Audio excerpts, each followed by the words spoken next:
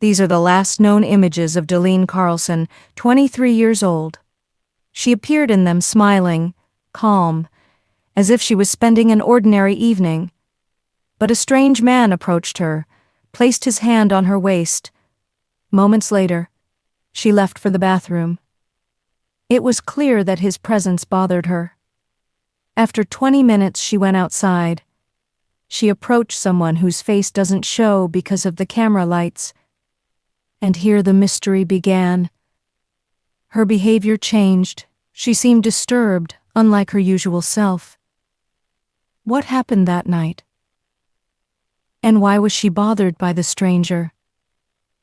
When investigators examined every second of the surveillance recordings, they discovered a shocking truth. That night she was getting ready to go out, and she spoke enthusiastically about a small evening gathering. She had recently moved to the city of Stockton, a new beginning and a new place. She stayed with her Aunt Maggie and her daughter Cicely. The two received her with great joy. Maggie said she was excited to come to Stockton. She could achieve anything she wanted. 3 months before the start of school, Dalene had enough time to get to know the city.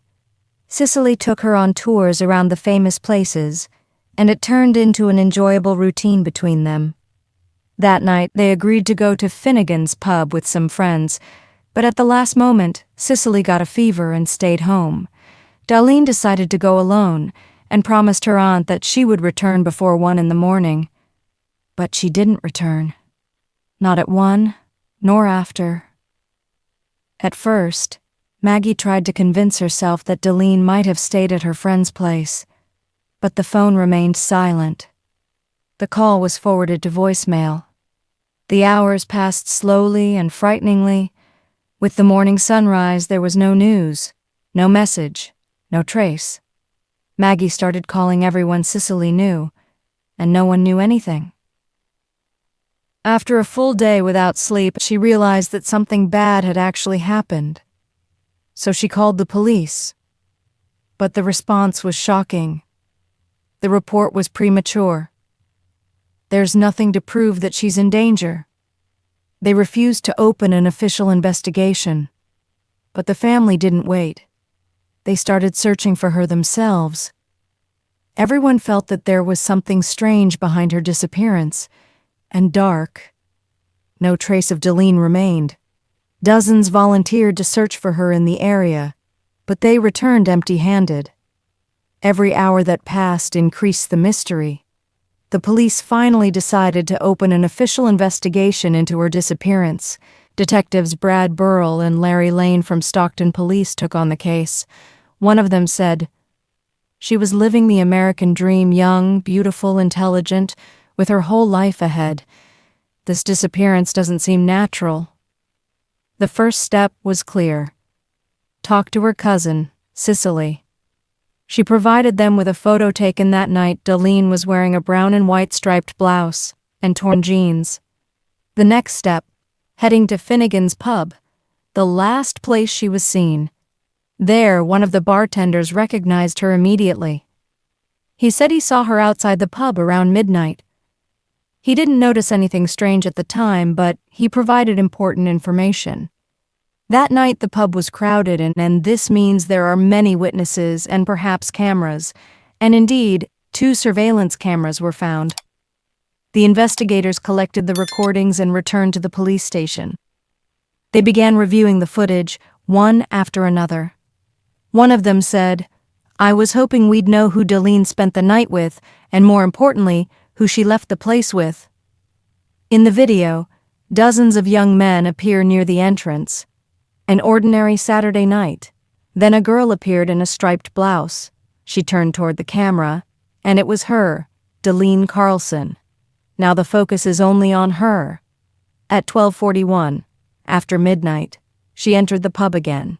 Another camera inside the hallway near the bathrooms gave a new angle. She was laughing, talking, and seemed comfortable, but she had been drinking alcohol. That made her more vulnerable to danger. In the hallway, she was the only woman among a group of men. Each one of them was a potential suspect. But at that moment, They were just witnesses. At 12:48, a new man appeared in the picture. A young man with a small beard and a cap worn backwards. He approached her from behind and placed his hand on her waist.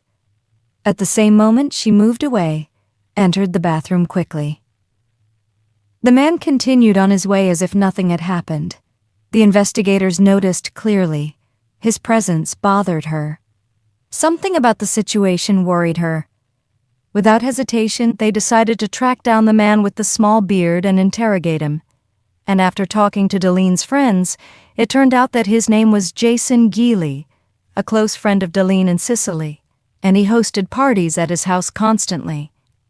After Dalene's disappearance, Jason confirmed that he was at the pub and saw her there for the last time. He said they were going to go out together, but he offered to drive her home, and she refused. Around 1 a.m, Jason left the pub. He said he didn't stay long as he was taking care of his sick brother. And indeed, at 1:30 he was at home, and his grandmother testified to that. Without evidence to contradict his statement, the police had to accept his story. But before they left, he pointed to someone else. His name, Jacob Evangelisti. Jason said that Dalene had been dating Jacob recently, but days before her disappearance, they quarreled in front of their friends. The police recognized his photos from Dalene's social media accounts, and after reviewing the recordings, it was confirmed that he was at the pub that night. They rewound the footage to the moment she came out of the bathroom. At 1:46 after midnight, Dalene appeared going outside. She stood talking with a man who was leaning against the wall. She seemed agitated. Her body language suggested anger, but the strong lighting prevented them from seeing the man's face clearly. After just seconds, the man moved forward and his face appeared before the camera. It was him, Jacob Evangelisti. The police immediately summoned him for investigation. He was nervous, but he admitted to seeing her that night. He said that she broke up with him inside the pub and that it bothered him, but he didn't hurt her. He said she left alone after their conversation. He repeated more than once that he had nothing to do with her disappearance. But the investigators weren't convinced. They went back to the surveillance recordings again. At 1:09 a.m, Jacob appeared entering the pub. After minutes, Dalene went out to say goodbye to her friends at the door. 1:15, she disappeared from the picture. The review continued until the last customer left the place. At 2:28 a.m, the lights were turned off and the streets were empty. No Dalene and no Jacob. After careful examination of every shot, the investigators reached a terrifying conclusion. All signs led to Jacob Evangelisti. He was the main suspect. A recent breakup, apparent anger, and a clear motive. But there was still one obstacle: no actual evidence and no trace of a crime. The possibilities were many. She might have been kidnapped from the street. She might have gotten in a car with someone she didn't know. Everything was open. While the police searched for leads, the family continued searching in their own way. They distributed flyers all over the city, exhausted faces and hearts insisting on hope Jacob was summoned again for investigation. But nothing new appeared. He continued to deny and said he knew nothing about Dalene Carlson's fate. And with the mystery continuing, the investigators went back to reviewing everyone who was present at the pub that night. And here, a familiar name appeared again: Jason Gily.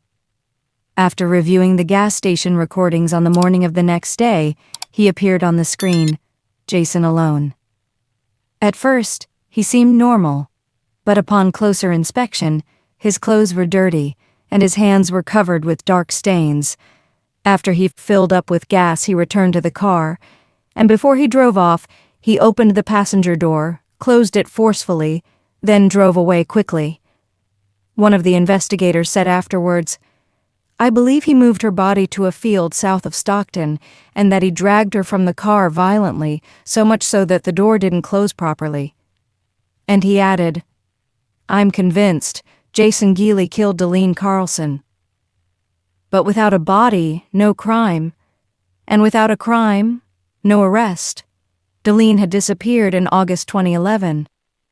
And by October, the truth was still missing.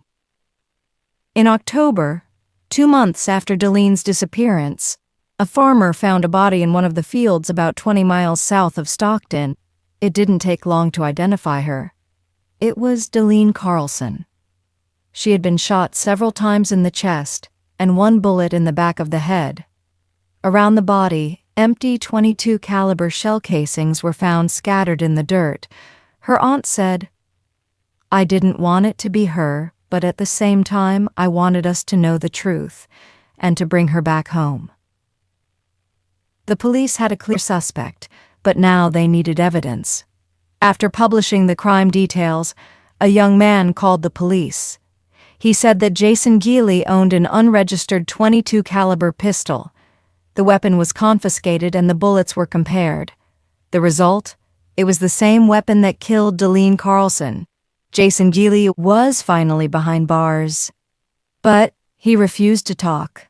So the police gathered all the evidence and connected it with what was found in the field. The complete picture became clear. Saturday evening, August 6, 2011, Dalene went out to Finnegan's pub. It was an ordinary night. But among the faces was her killer. Jason invited her to go out with him, and she agreed. On the way, they stopped at Food for Less store. The cameras there captured the last image of her alive. It seems they were in a good mood. But something changed. Suddenly, everything flipped. Her body was found naked, which raised suspicion that the motive was sexual assault. But the decomposition of the body prevented confirmation. The investigations indicated the possibility that Dalene threatened to report him, so his anger exploded. She realized she was in danger, so she tried to resist. So he pushed her out of the car, then drove away. But after moments, he came back. He pulled out the weapon, forced her to kneel, then fired 3 consecutive shots. He left her there and left. Hours later, he appeared at the gas station. The cameras that captured those shots were the key that brought him down in the end. In 2011, Jason Gily was convicted of killing Dalene Carlson. He was sentenced to life in prison, without any possibility of parole. The investigation relied on the recordings, which assembled the events like pieces of one puzzle. But justice didn't bring back life. Her family said, "You don't get over the grief, but you learn to remember the beautiful moments. Her memories are what keep us able to continue." This was the story of Dalene Carlson.